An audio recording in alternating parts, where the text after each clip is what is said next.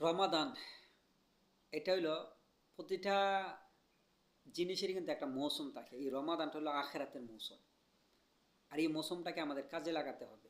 আর এটা যদি আখেরাতের মৌসুমই না হতো, বলুন তো, একবার সুবাহান আল্লাহ বললে অন্য মাসে একটা মানুষ সুবাহান আল্লাহ সুবাহান আল্লাহ 70 বার বললে যেই পরিমাণের সওয়াব, আমি এখন একবার সুবাহান আল্লাহ বলেই সেই পরিমাণের সওয়াব পেয়ে গেছি। বলে এটা কেন?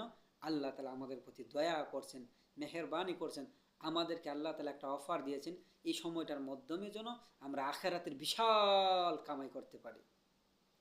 সেজন্য আমরা সবাই আমাদের সময়টাকে কাজে লাগাবো। আর একটা মজার বিষয় হলো, আল্লাহ তালা আমাদের সময় কাজে লাগানোর জন্য কিন্তু আল্লাহর জিকির দিয়েছে।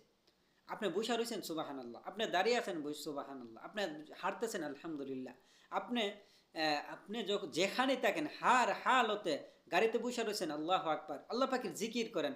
আর আল্লাহ তালা এই জিকির কেন দিয়েছেন? মানুষ যেন তার সময়টাকে